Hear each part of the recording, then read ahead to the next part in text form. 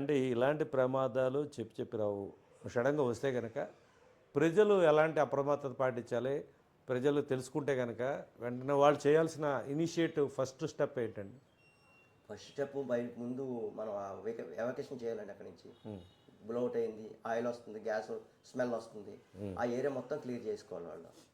మనకేంటిలే ఏమవుతుంది స్మెల్ రావట్లేదు, లేకపోతే ఆయిల్ మన మీద పడతలేదు అనుకుంటే మాత్రం ఏదైనా జరగచ్చు. ఏదైనా జరగదు. ఇంట్లో గ్యాస్ సిలిండర్ లీక్ అవుతుంది, ఏం చేస్తాం మనం? వెంటనే బయటికి వెళ్ళిపోతాం కదా. లేదా దాన్ని క్లోజ్ చేయడానికి ప్రయత్నం, ఇది క్లోజ్ చేసే అవకాశం ఉంది ఇక్కడ. మనమే బయటికి వెళ్ళిపోవాలి ఆ ఊరు వదిలిపెట్టి. సో ఇప్పుడు ఓఎన్జీసీ చాలా బావులు తవ్వేసి అందులో ఆయిల్ ఉన్నా కానీ లేదు పెద్ద ఎక్కువ లేదు అని చెప్పి అమ్మడం నిజమేనంటారా అండి? ఎవరికైనా ప్రైవేట్కి ఇచ్చేయడం కాదంటారా? ఇది ఇప్పుడు కాదు, దొరకదు. ఉన్న రవా స్ట్రెచర్ అంతా కూడా రిలయన్స్ కానీ ఎప్పుడో ఇచ్చేసింది. కేన్ ఎనర్జీ బ్రహ్మాండం ఆయిల్స్ ఉన్నాయి ఆఫ్ షోర్లో, అవన్నీ ఎప్పుడో ఇచ్చేసింది. అందరికి తెలిసిన విషయం ఇదంతా. పెద్ద పెద్ద నాయకులు అందరికీ తెలిసిన విషయం, అది ఎప్పుడో ఇచ్చేసింది. అది ఇచ్చేసింది, అన్నీ అయిపోయినాయి. గవర్నమెంట్లో ఏమున్నా కానీ జరిగిపోతుంటాయి, ఏ గవర్నమెంట్ ఉన్నా కానీ. ఏ గవర్నమెంట్ అన్నీ జరిగిపోతుంటాయని మనం పెద్ద పెద్ద విషయాలు మనం మాట్లాడకూడదు. కానీ ఇప్పుడు టెక్నికల్గా ఇవన్నీ చూసుకుంటే కనుక కోనసీమలో రైతులకు సంబంధించి వాళ్ళు ఈ వెల్స్ తవ్వడానికి ఓఎన్జీసీ కావచ్చు ఇతర ప్రైవేట్ సంస్థలు వచ్చినప్పుడు వాళ్ళు ప్రధానంగా వాళ్ళు ముందు పెట్టాల్సిన డిమాండ్స్ ఎలా ఉంటే వాళ్ళకి బెనిఫిట్ అవుతారు సార్? ఇప్పుడు నైజీరియా ఉన్నదండి. నైజీరియాలో ఏమిటంటే అక్కడ వెల్స్ తవ్వడానికి పర్మిషన్ ఇవ్వరు, లోకల్ నాయకులు ఎవరు, అసలు పర్మిషనే ఎవరు. ఫస్ట్ ఆఫ్ ఆల్ చెట్లు నరకనివ్వరు. అప్పుడు వాళ్ళకి కాంపన్సేషన్ కూర్చోబెడతారు, వాళ్ళు గ్రామాలకు తీసుకొచ్చి కూర్చోబెట్టి మీకు ఏం కావాలరా అబ్బాయిని అడుగుతారు. అడితే మాకు ఈ డిమాండ్స్ని ఇలా చేయండి అని చెప్తారు. దాని ప్రకారంగా ఫాలో అవుతారు. ఇక్కడ అలా కాదు, ఒక నాయకుడు కాదు, ఒక ఇది కాదు, ఒక పాడు కాదు. ఇక్కడ ఎవరిష్టం వాళ్ళు ఓఎన్జీసీని ఎవడో అడ్డుకుంటాడో, మా సముద్రం అనుకుంటారో, ఏదో ఎంపీ మా స్కూల్ బాగు చేయించాలి ఓ 25 లక్షలు పంపరా బాబు అంటాడు, సిఎస్ఆర్ ఫండ్స్ పంపంటాడు, పంపుతారు. అక్కడ జనాల కోసం ఎవడో పట్టించుకోవడం, అక్కడ ఏమవుతుంది అన్నది అది ఎవరికి అవసరం లేదు. అలాగని చెప్పేసి మనం ఆపుకుని కూర్చోలేము కూడా. దాని తగ్గ కాంపన్సేషన్ పాపం రైతుకి ఎప్పుడూ అన్యాయం అయిపోతున్నాడు. ఎప్పుడు ఇలాంటి బ్లోఅవుట్లు అయినప్పుడు అలాగే అయిపోయారు. కొమ్మరాడ బ్లోఅవుట్ అయినప్పుడు అలాగే అయిపోయారు. పాసిపూడిలో బ్లోఅవుట్ అయిపోయాడు, పాసిపూడి లంకలో బ్లోఅవుట్ అయినప్పుడు అలాగే అయిపోయారు. ఎన్నో బ్లోఅవుట్లు అవుతున్నాయి. అన్ని బ్లోఅవుట్లకి నష్టపోయింది ఎవరంటే రైతే నష్టపోతాడు బాబు. రైతే నష్టపోతున్నాడు. ఇప్పుడు ఇతర దేశాల్లో ఇలాంటి ప్రమాదాలు ఏమైనా పెద్ద పెద్ద సంభవించాయి గతంలో? అక్కడ ఎలా ఆపరేషన్స్ ఎలా చేస్తారు? ఇప్పుడు ఇరాన్ మన కువైట్లో బాంబింగ్ చేశారు. బాంబింగ్ చేసినప్పుడు దగ్గర 170 వెల్స్ వరకు ఫైర్ చేశారు. 170 వెల్స్ కూడా మనోళ్ళు కూడా వెళ్ళి కొంతమంది అక్కడ క్లోజ్ చేశారు, క్లోజ్ చేశారు. దాన్ని బట్టి చూస్తే 170 వెల్స్ క్లోజ్ చేసిన పెద్ద లెక్క ఏం కాదు. ఇది క్లోజ్ అయిపోతుందండి, ఇదంతా ఇది కాదు. అంటే మన వాళ్ళు ఇప్పుడు ఓఎన్జీసీ ఇలాంటి ఆపరేషన్స్లో ఏ స్థానంలో ఉంది ప్రపంచంలో? ప్రపంచంలో 3వ స్థానంలో ఉంది. ఫస్ట్ మన ప్రత్యేకించి బ్లోఅవుట్కి సంబంధించిన ఒక టీం ఉంది, ఒక క్లాస్ ఉంది, చాలా పెట్టారు ఎక్విప్మెంట్. నర్సాపురంలో మొత్తం బ్లోఅవుట్ సంబంధించి అన్నీ ఉన్నాయి, ఎక్విప్మెంట్ మొత్తం ఉంది. అంటే ముందుగా అప్పుడు కొమ్మరాడ బ్లోఅవుట్ అయినప్పుడే వీళ్ళు ముందుగానే ప్రిపేర్ అయ్యి దానికి ఒక టీంని, కోటిపల్లి సచిన్ గానే ఒక టీంని పెట్టి అటువంటి పెద్ద పెద్ద వాళ్ళు అందరినీ జిఎం లెవెల్లో వాళ్ళందరినీ తీసుకుని వాళ్ళకి ఒక టీం పెట్టి కొంత ఎక్విప్మెంట్ ఇచ్చి వాళ్ళు ప్రత్యేకించి ఒక యూనిట్ పెట్టి వాళ్ళే ప్రతి సైడ్కి వెళ్ళి బ్లోఅవుట్ ప్రివెంటర్ సరిగా పనిచేస్తున్నాయి లేదా, సర్టిఫికేటే కాదా, ప్రతి 3 సంవత్సరాలకు ఒకసారి వాళ్ళు సర్టిఫికేట్ చేయాలి. వాళ్ళు ఏపీఐ అని ఏబిఎస్ అని అమెరికన్ షిప్పింగ్ కంపెనీ వాళ్ళు కూడా దీన్ని ఆమోదించాలి. షిప్పింగ్ వాళ్ళకి సర్టిఫికేట్ కావాలి.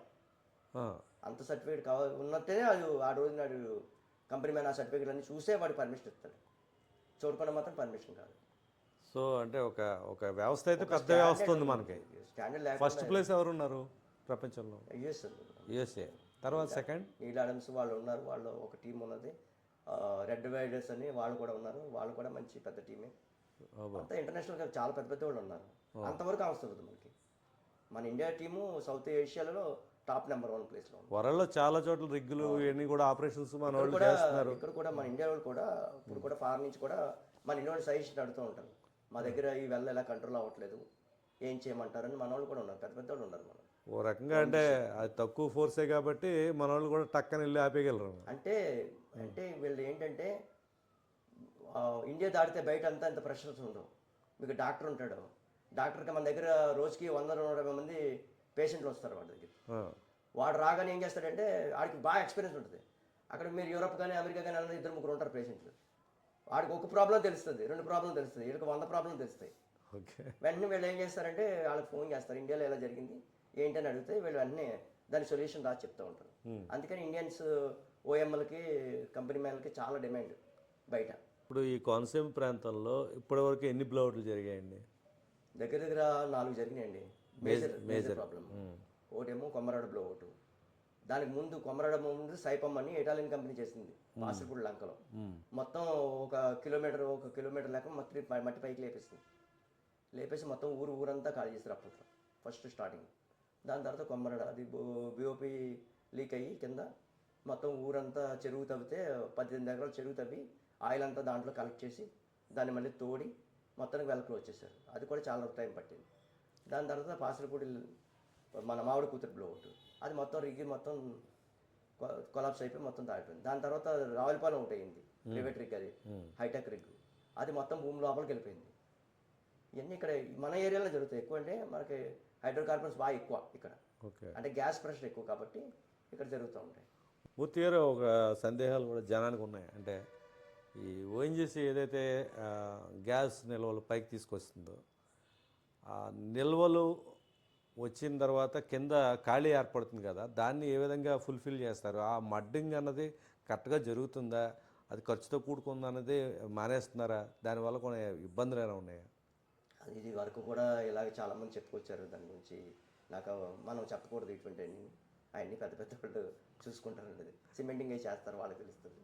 అదంటే టెక్నికల్గా కాబట్టి నేను చెప్పగలుగుతాను, అటువంటి చెప్పకూడదు మనం. ఇప్పుడు వాస్తవానికి ఈ బ్లౌట్లు జరిగిన చిన్న చితక అక్కడక్కడ గ్యాస్ పైపులు పైగిలిపోవడం, లీక్ అవ్వడం ఇవన్నీ జరుగుతున్నాయి. ఎలాంటి వ్యవస్థ ఉంటే సురక్షితంగా ఉంటుందండి? ఎక్కువ ఇప్పుడు రైతులకు కానీ ప్రజలకు కానీ, అటు సిబ్బంది ఓఎన్జీసీ వాళ్ళు కావచ్చు, వేరే ఈ ఆయిల్ రిసోర్సెస్ అన్ని దేశానికి అప్పచెప్పేవాళ్ళు కాబట్టి అందరూ కూడా వీళ్ళు ఎలాంటి ప్రొటెక్షన్స్తో ముందుకు వెళ్ళాల్సిన అవసరం ఉంది? ఎందుకంటే ఇప్పుడు గ్యాస్ పైప్ లైన్స్ ఉంటాయండి మనకి. వీళ్ళు ఏంటంటే జర్మనీ నుంచి అక్కడి నుంచి ఎక్స్పోర్ట్ చేసుకున్నారు పైప్ లైన్. అది 5 years వరకు అది తుప్పు పడటం కానీ లీకేజ్ కానీ ఎక్కడ ఉండదు. ఇప్పుడు ఇండియాలోనే పైప్ లైన్స్ సప్లై చేస్తారు, తక్కువ ఖర్చు అవుతుందని. అది ఏం చేస్తారు, ప్రతి 3 సంవత్సరాలకు ఒకసారి మార్చాలి, ప్రతి 6 నెలలకు ఒకసారి దాన్ని టెస్ట్ చేయాలి, ప్రెషర్ టెస్ట్ చేయాలి. ఓకే. అది చేయట్లేదు. ఈ మన సాయిల్కి ఏం చేస్తుందంటే తుప్పు పడిపోయి హోల్స్ పడిపోయి గ్యాస్ లీకేజ్ అయిపోతుంది. అంటే డబ్బు తక్కువ ఖర్చుకి అలవాటు పడిపోయి ఈ యాక్సిడెంట్ కారణం ముఖ్యంగా ఇది ఎక్కువ. అంటే మామూలు గ్యాస్ పైప్ లైన్స్ పోవడానికి ప్రధాన కారణం అంటే ఇది పోవడానికి 5 సంవత్సరాలకు ఒకసారి మార్చుకోవాలి పైప్ లైన్స్. తుప్పులు పడిపోతాయి మన ఇంట్లో కూడా కదా. అది గ్యాస్ వెళ్తుంటే హైడ్రోకార్బన్స్ అంత వెంటనే తుప్పు పట్టేస్తుంది అది. ఓకే. లోపల ఇంటర్నల్గా ఎంత తుప్పు పట్టిందని మనకు తెలియదు. నెంబర్ 1 క్వాలిటీ వాడాల్సి ఉంటుంది. ప్రతి పరిరక్షణ ఉండాలి. ఎంత థిక్నెస్ ఉంది పైప్ లైన్.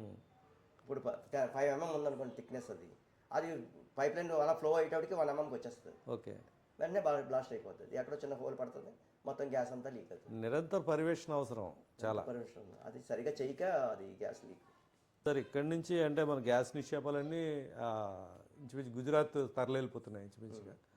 దేశంలో ఎంత శాతం మనకి గ్యాస్ నిక్షేపాలు ఉన్నాయి సార్ మీ అంచనాలు, అంటే రఫ్గా? అది అదంతా వేరే టీం ఉంటుంది సార్ దీనికి. అంటే మన దేశ అవసరాలు సరిపడా లేవు మన దగ్గర?